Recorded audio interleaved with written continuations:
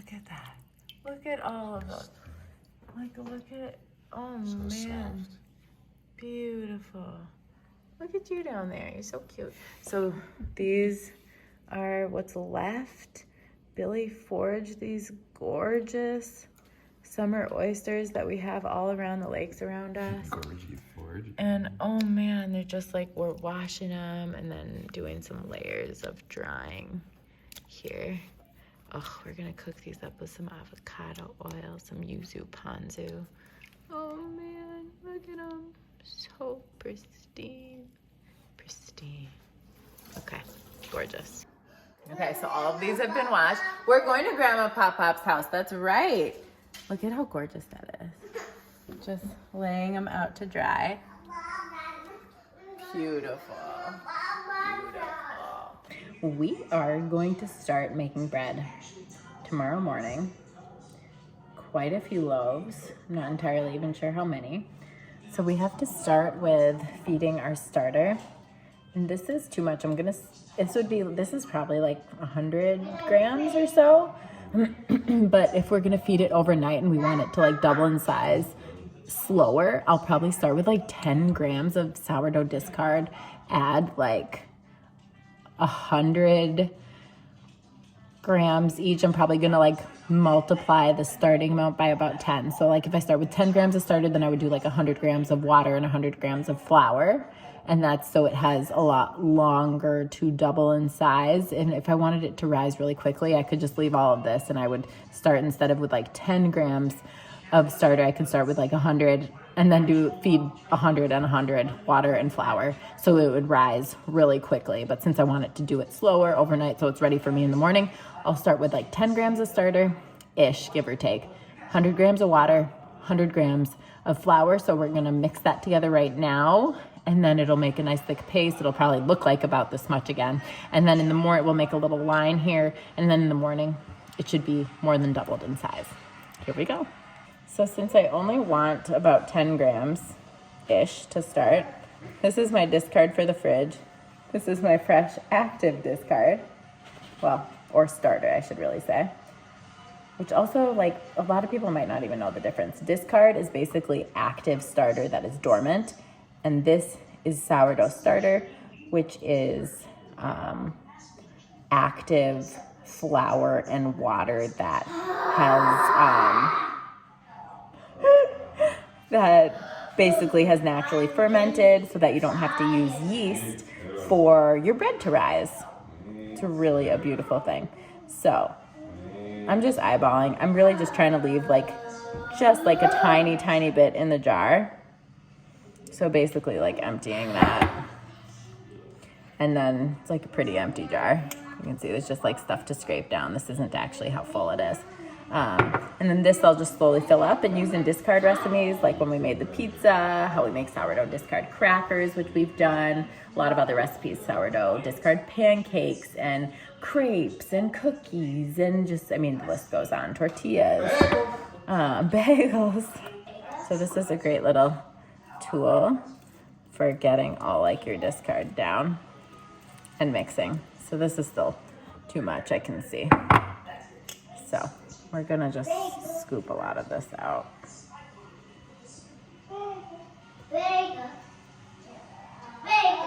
Bagels.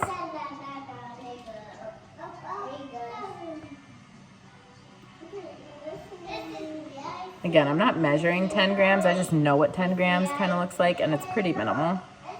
10 grams, honestly, probably looks like double that. That's like 10 grams. So, honestly, I'm happy with what's in here. Might be closer to 20, but that's also fine because I might feed it like 200 instead. I want to make a lot of loaves tomorrow. So, let's see. I'm going to move this down. We're on the scale here. And I'm going to turn the scale on. And we're going to fill to about 100, maybe 200 grams of water. Let's see. Let's do 200. 202. And then before you add your flour, you mix this on up, get all your discard down into the water.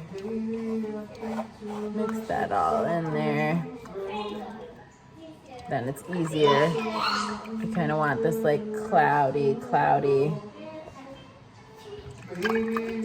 kind of texture. My husband's just singing his heart out. Don't worry about it. Oh crap.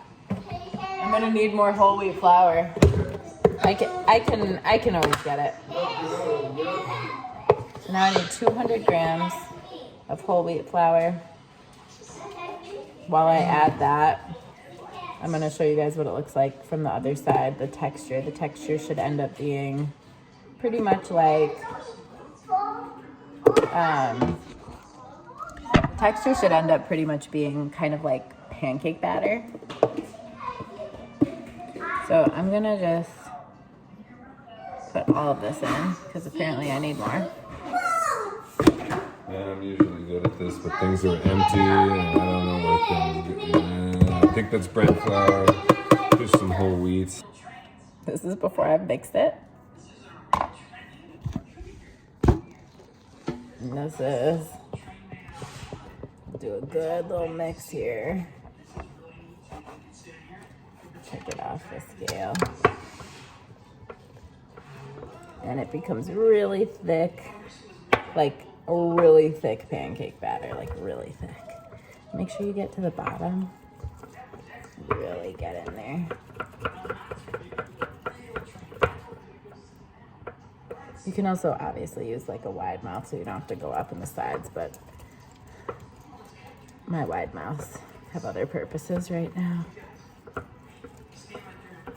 Okay. Starting to look pretty good.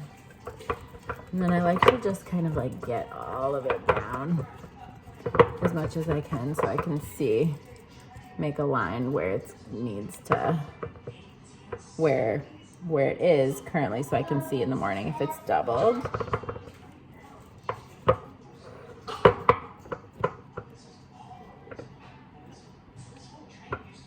So it's pretty good. Just so you guys can see a little bit better. There we go. Okay, so now I just kind of like cover it, let it sit, and then make a line right there, and then tomorrow it'll double, so it should be like up here in the morning, and we'll be ready to make some bread. Okay, it's 5 in the morning. You can see my starter is more than doubled. More than doubling would be like, you know, probably there, but it's good up here. And that means we're ready to make some bread today. Good morning. We are gonna make 4 loaves of sourdough, at least 4. My recipe calls for 2 from my cookbook. I'm gonna double that. Our starter has more than doubled overnight. So let's get started. Okay, turn on the scale. We're gonna start with 940 grams of water. So 940. Let's see if you guys can see the scale. Nope, it's okay. Now we need 320 grams of active starter.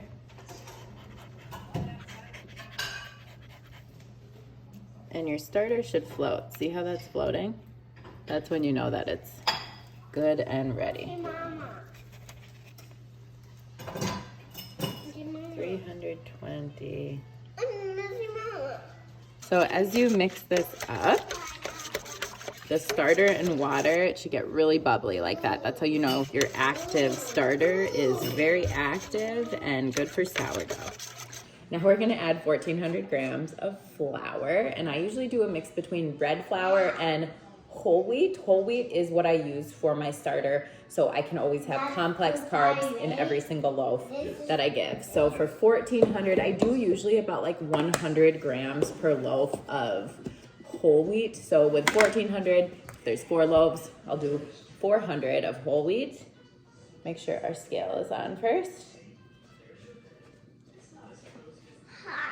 Hi, Addie. You saying hi, Ali? It's 413, and now we need about 1,000.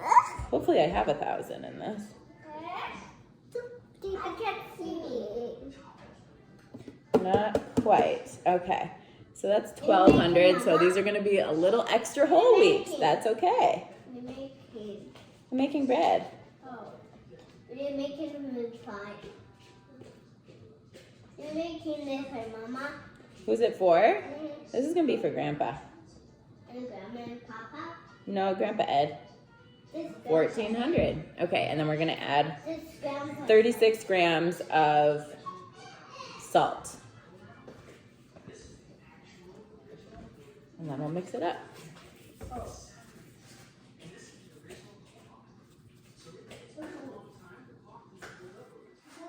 There we go. And to help me mix, I call over my husband. Did somebody say? Somebody say what? Handsome man. I did. Okay.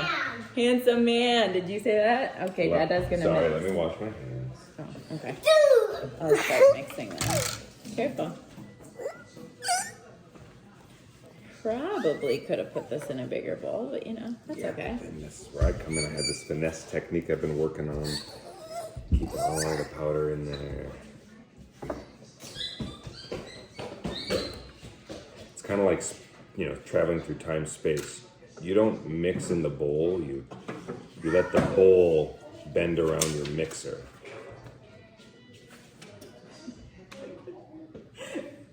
Oh, you're funny.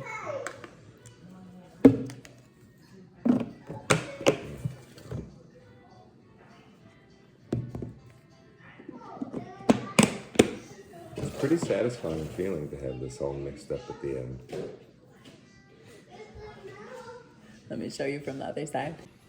Okay, so this is what it looks like at the beginning. Again, kind of like the pizza dough, super, super shaggy. And then as I do my stretch and folds after, it will really kind of like solidify into a ball. And you'll see the whole process. Don't rest until all of that little dry powder at the bottom has been incorporated. He's learned. He has learned. So, this is it before the first stretch and fold. And as I said, as we keep doing the stretch and folds, I kind of like go under. And again, I wet my hand because then the dough doesn't stick to your hand as much. But as you go, the stretch and folds will just be more dense and like it'll be easier. Ollie, what's wrong? Come here, baby. Come here. Okay, we gotta deal with kids. That's the first stretch and fold, and then we'll do more every 30 minutes. So this is our last stretch and fold. We did 4 stretch and folds every 30 minutes. Again, my hand is wet, so I can get in there and do a big old stretch. Again, this is 4 loaves. Oh my gosh, it's heavy. And what I do after this last round of stretch and folds is I basically pick up this whole loaf and kind of like the pizza dough, I just try to fold it. Oh my gosh, this one's heavy. I just try to like fold it under itself. Make it a really nice kind of big old lump? I don't know what this is. And so there, once you do your last stretch and fold, I just kind of keep it like this. I let it sit, the drain. I let it sit for 4 hours, 20 minutes, 4.5, between 4 and 4.5 hours. That can change depending on your climate a little bit, but that's about the time that mine doubles in size. And then at that point, we will do our like bread rolling and shape it. See you in a little bit. Slap that lump. Okay, so it's been about 4 or 5 hours. This is our bread, doubled in size. Now we're gonna make this into four loaves. These are for my dad, so if I was gonna make them for us, they would probably be plain, maybe some rosemary. We are plant-based, so we use vegan cheese, but this is real cheese because these are loaves for my dad, and he is a cheese man. So this is how we're gonna get started with rolling. Don't mind the kids' music. I like to put down some flour to help it not stick to the counter. And I clean the counter super well before I do this. And get all this dough out, yeah. Any excess, just throw it on in. And then,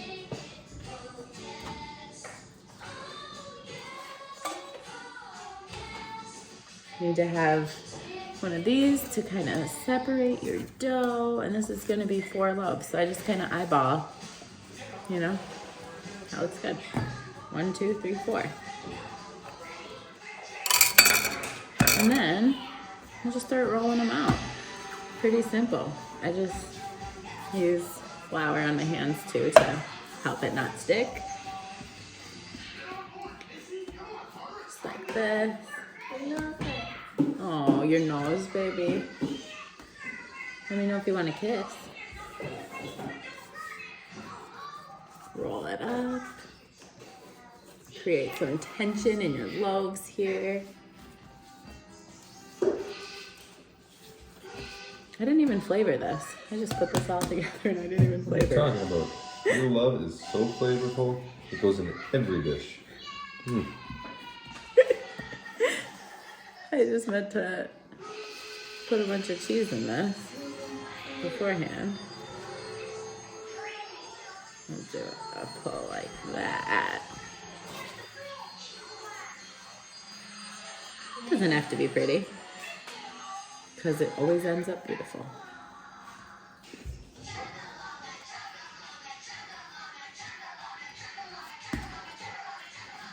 Roll it on up and you got a bunch of cheese in there. There we go. You kind of just pull, tighten it so. There you go. Beautiful little ball. It's called a banneton. Put it in upside down in here. These will go in the fridge overnight. Okay, there's one. Let's do the next. Another cheesy one.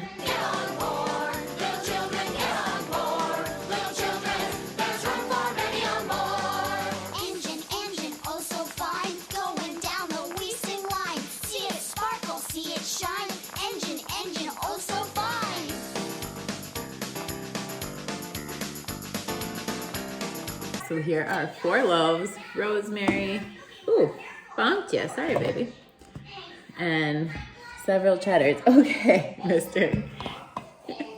So now we will cover these. We get a little cover.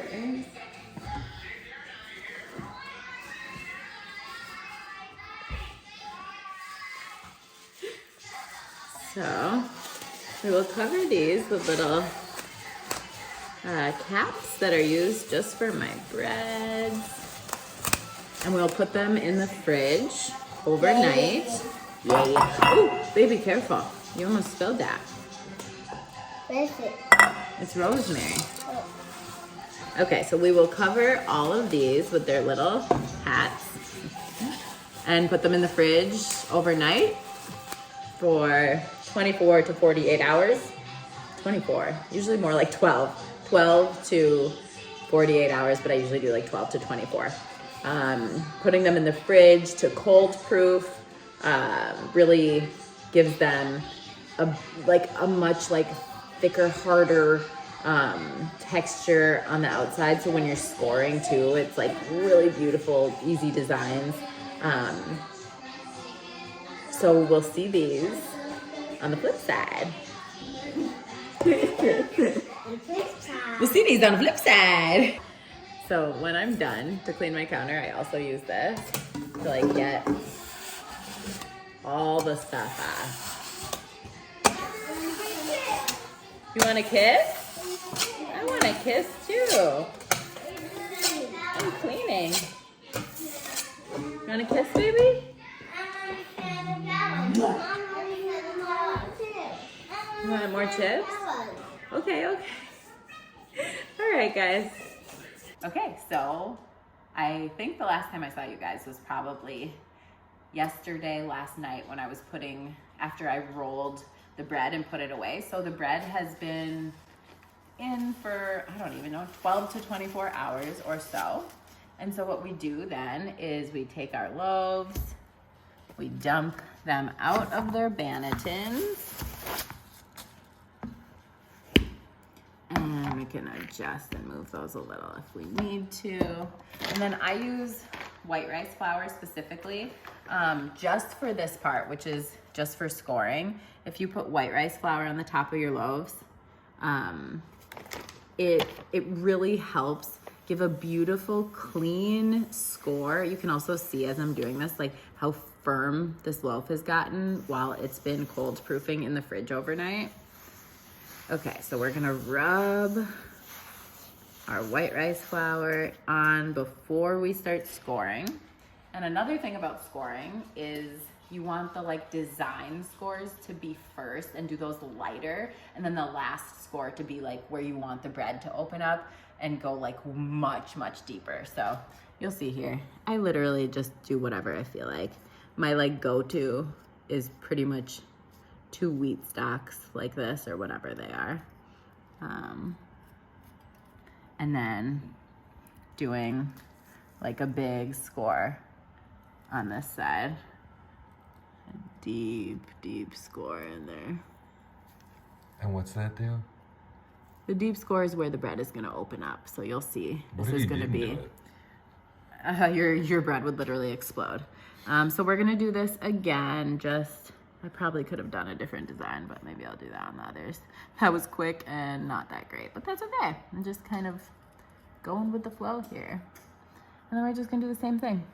Another score, and then to get really in there, get it deep enough how you really want it, I go in a few times.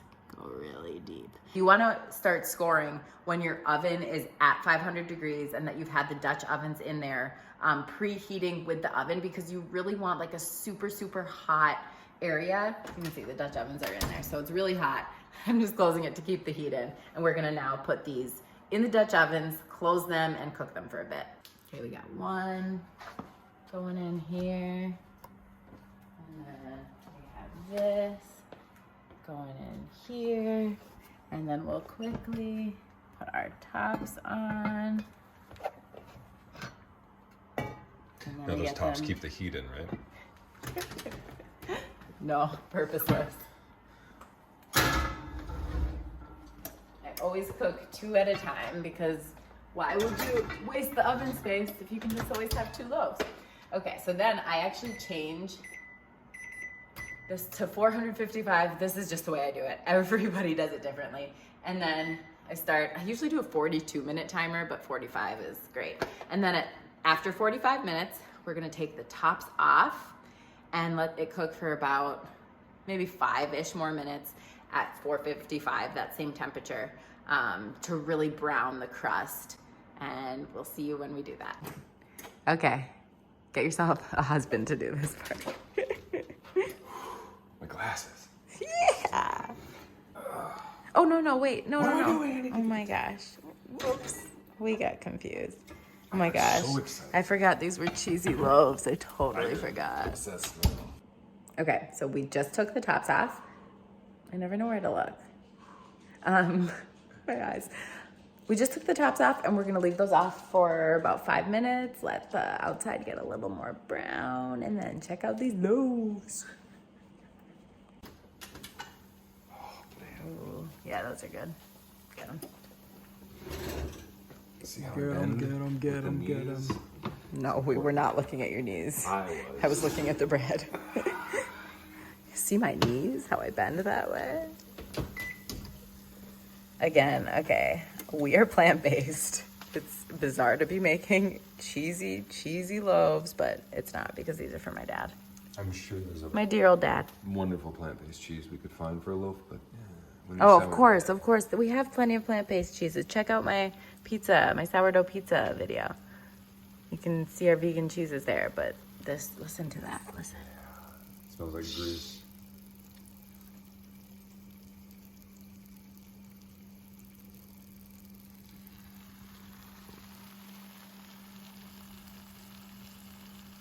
Sizzle, sizzle, sizzle. I started filming. Let's hope we don't drop it.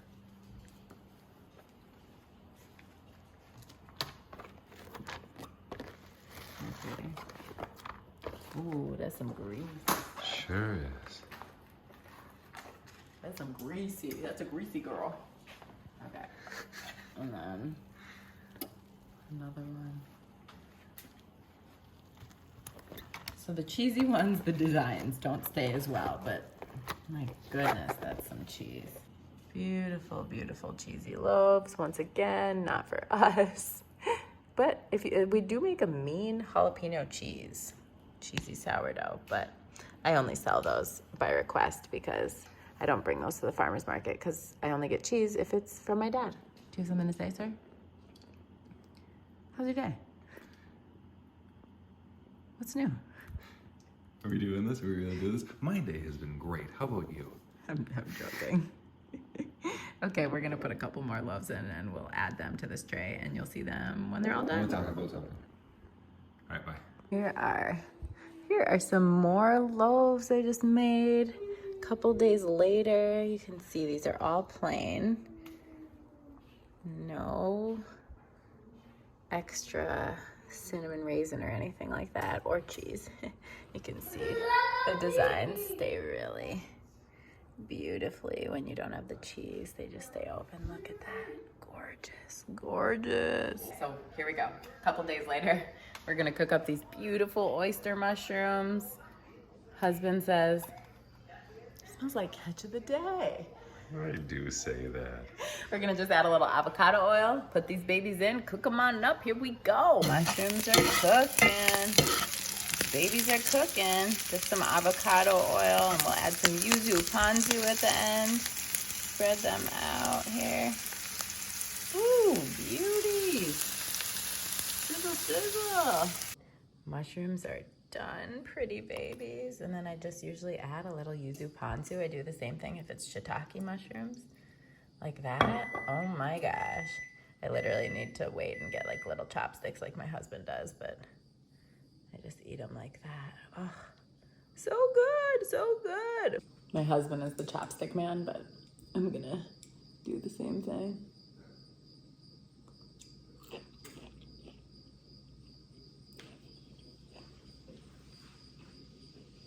So good, so good. Such a unique little mushroom. Crunchy. A little hint of seafood, hence the oyster mushroom.